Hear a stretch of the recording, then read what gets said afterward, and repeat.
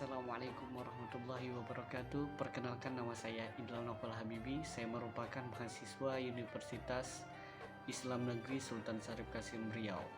Baiklah teman-teman, pada konten ini saya ingin menjawab pertanyaan UTS pada mata kuliah Sejarah Islam di Asia Tenggara, yang mana dosen pengampunya adalah Dr. Hajah Helmiati MAG dan Al-Ustadz Bilhaki Putra sebagai asisten dosen. Teman-teman, saya akan menjawab pertanyaan ini berdasarkan dengan sumber dari buku yang ditulis oleh dosen pengampu kita itu sendiri.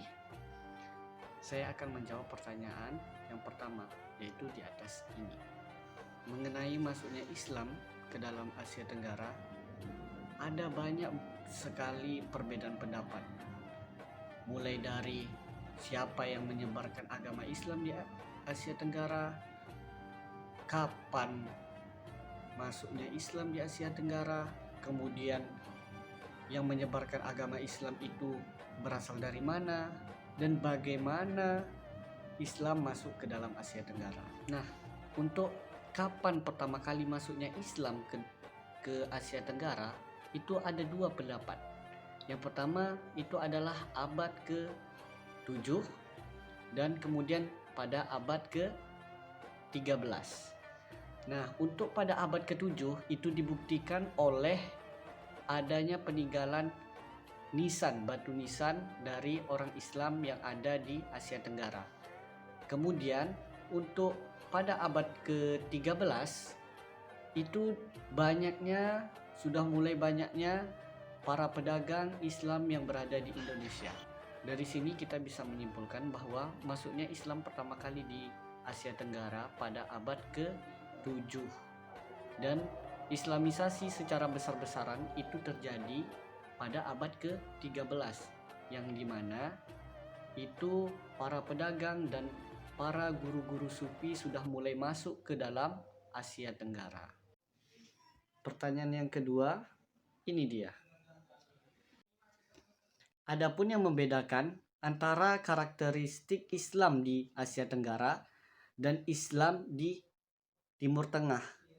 Nah, Islam di Timur Tengah itu mempunyai watak yang lebih keras dan suka menyatukan atau menggabungkan antara politik dan keislaman atau agama Islam. Itu yang menyebabkan, salah satu penyebab dari orang di Timur Tengah itu melakukan peperangan.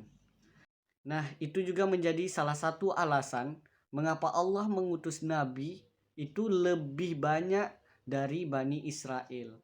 Karena memang mereka mempunyai watak dan karakter yang keras kepala. Jadi itu yang menyebabkan mereka melakukan peperangan.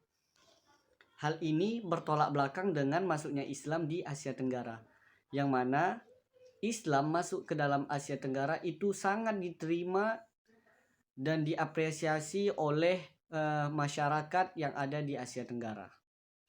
Nah, itulah mengapa alasannya di Asia Tenggara ini Islam berkembang begitu pesat. Baik teman-teman, selanjutnya kita masuk ke pertanyaan nomor 3. Ini dia. Nah, dari soal ini pasti ada yang bertanya nih, mengapa sih orang Timur Tengah itu susah untuk menerima Islam? Padahal di sana merupakan pusat peradaban Islam. Nah, sedangkan di Asia Tenggara ini bukan merupakan pusat peradaban Islam. Namun mereka menerima dengan baik Islam masuk ke dalam Asia Tenggara. Adapun faktor Islam susah masuk ke Timur Tengah itu adalah awal dari masuknya Islam ke Timur Tengah, yang mana Islam masuk ke Timur Tengah itu melalui peperangan. Nah, adapun faktor yang kedua itu memang karena watak dan latar belakang mereka yang keras kepala. Dan adapun yang ketiga itu yang mana orang Timur Tengah ini suka menyatukan atau menyamakan antara politik dan Islam, keagamaan Islam. Nah, itu yang menyebabkan mereka susah untuk menerima agama Islam masuk ke Timur Tengah. Sedangkan masuknya Islam ke Asia Tenggara ini melalui perdamaian, yang mana para pedagang Islam masuk dan berlabuh ke Asia Tenggara. Itulah yang menyebabkan di Asia Tenggara ini tidak ada namanya peperangan, karena masuknya dengan secara baik-baik. Jadi itulah salah satu faktor dari penyebab dari karakteristik Islam di Asia Tenggara dan Islam di Timur Tengah. Kemudian kita masuk ke soalan nomor 4. Ini dia. Yang berperan dalam memperkenalkan dan menyebarkan agama Islam adalah, yaitu antara lain adalah pedagang yang berlabuh di Asia Tenggara. Kemudian ada komunitas-komunitas Islam yang masuk ke dalam Asia Tenggara. Nah, ada pun yang berperan penting dalam menyebarkan dan memperkenalkan Islam di Asia Tenggara itu adalah para pemimpin-pemimpin kerajaan Islam yang ada di Asia Tenggara, seperti Kesultanan Demak yang ada di negara Indonesia, ada Kesultanan Malaka yang ada di negara Malaysia, dan tidak luput pula dari adanya para guru-guru dan sufi-sufi kita yang berlabuh di Asia Tenggara dan menyebarkan agama Islam di Asia Tenggara. Nah, itulah jawaban dari pertanyaan nomor 4. Kemudian kita masuk kepada pertanyaan yang kelima. Nah, yang kelima ini dia. Untuk peristiwa masuknya Islam ke Asia Tenggara itu pada awal abad 7. Abad ke-7 ini dibuktikan bahwa adanya peninggalan nisan, batu nisan dari orang-orang yang beragama Islam. Kemudian hilang timbulnya Islam di Asia Tenggara mulai lagi berkembang pada saat abad ke-13 sampai abad ke-16. Nah, disitulah mulai akselerasi Islam berkembang pesat begitu cepat di Asia Tenggara ini.